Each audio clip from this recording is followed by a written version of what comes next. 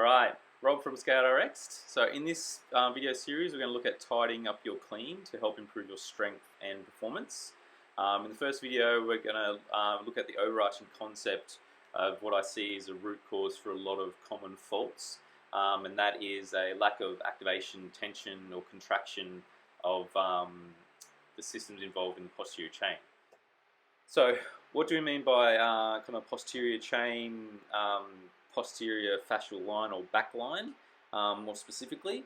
So what we're talking about is the muscles and the fascia that are the posterior part of our body. So I've got a little diagram here for those who are visual. So pretty much that red line. So it goes from the soles of your feet all the way up to the base of your skull. So in that posterior chain, we're looking at obviously the different muscles that are involved in that, and we'll break down in the following videos their role in different positions or parts of the movement, because that can vary and that can help to kind of spot weaknesses and help with corrections, so knowing what they should and shouldn't be doing. When we talk about fascia, so the posterior back line, more specifically, for the purposes of this video series, we'll keep it relatively simple. So for those who don't know what fascia is, a good analogy is if you think of a link of sausages, each individual sausage is a muscle, and the skin, if you're still using old school pig skin, that links all of the sausages together is the fascia. So that's what we essentially have, a nice continuous line of fascia all the way up the back of our body. So in this series, we're kind of looking at how that affects us in terms of its sort of length and tension. So the fascia itself can help add tension or stiffness in the system, kind of especially over joints that we don't want to bend or move during the movement.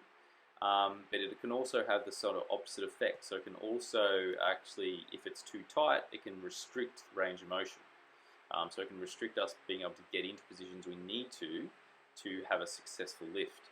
So a quick little test that you can do for yourself after you finish watching this video, call it kind of toe touch test. So start off with nice stiff legs, bend over to touch the floor, keeping your legs straight, like keeping your legs straight, so don't let them bend. See how far down you can get. So if you can only get your fingers just off the floor or not too far at all, then take note of where that is. If you can get to the floor, and see where there's flat hands, reach between your legs, whatever. So kind of get a gauge of how flexible you are, and that's just hinging at the hips there. Then take a spiky ball, a firm spiky ball, shoes off, underneath your foot, you're going to roll out your plantar fascia. So rolling from the heels to the toes, just forwards and backwards with as much downward pressure as you can handle. Do that for at least 2 minutes, both sides, and then do the same thing up the back of your calf. So from the bottom of your heel right up to the back of your knee, just up and down, as much downward pressure as you can handle, a couple of minutes each side, and then retest that toe touch. So if you can reach further, then you will see that the plantar fascia and that bottom part of the posterior fascia there was actually tight, and that has restricted further up the chain.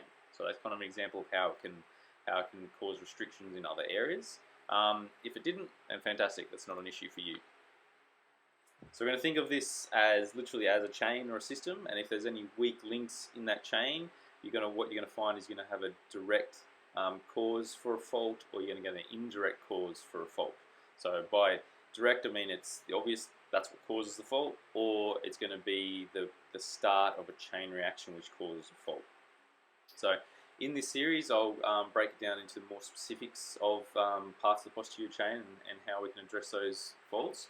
But for this one, we're just going to look at the general concept. So coming back to, say, an example of a direct cause.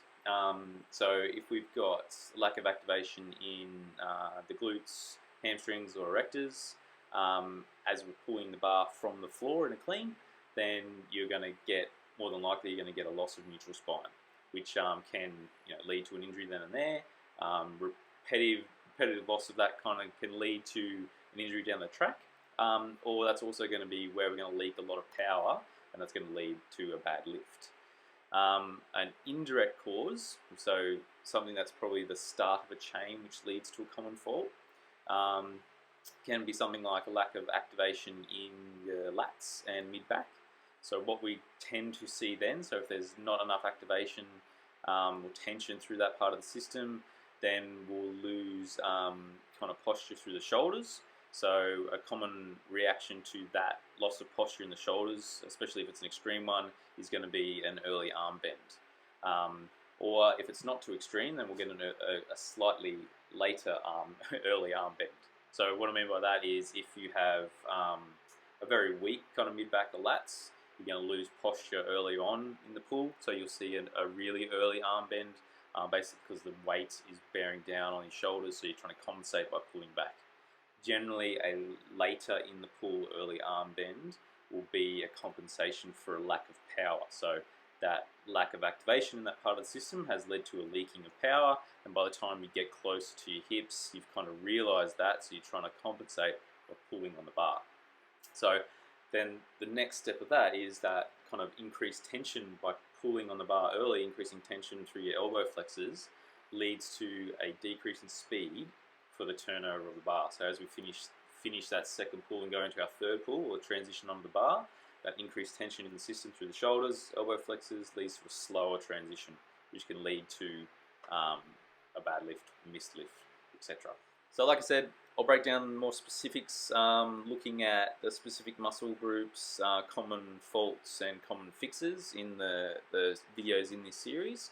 But what I want you to take away from this video in particular is the general concept of kind of maintaining activation and tension in the posterior chain when you're lifting. So whether that is for kind of maximal lifting or strength lifting, or whether you're barbell cycling or doing high volume reps in WODs. Basically, the concept or the thing that I want you to start implementing after this video is being more mindful of your movement. So making sure that you have activation and tension in that system before you pull the bar off the floor.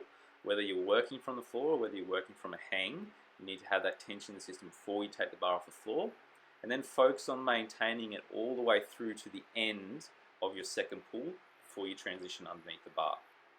So what I'm going to do is focus on that, give me some feedback, give that a go in your training, and keep your eye out for the rest of the videos in this series. Okay, so here's a squat clean of mine. I just built up to 75% of my 1RM. So what I've got marked out there in the red dots is where the bar is at the bottom at my full extension and when I stand up with the bar. So this first lift is where I was focusing on maintaining activation. As you can see, the bar does drift a little bit away from that nice vertical bar path, but otherwise it travels okay. So that was me focusing on it.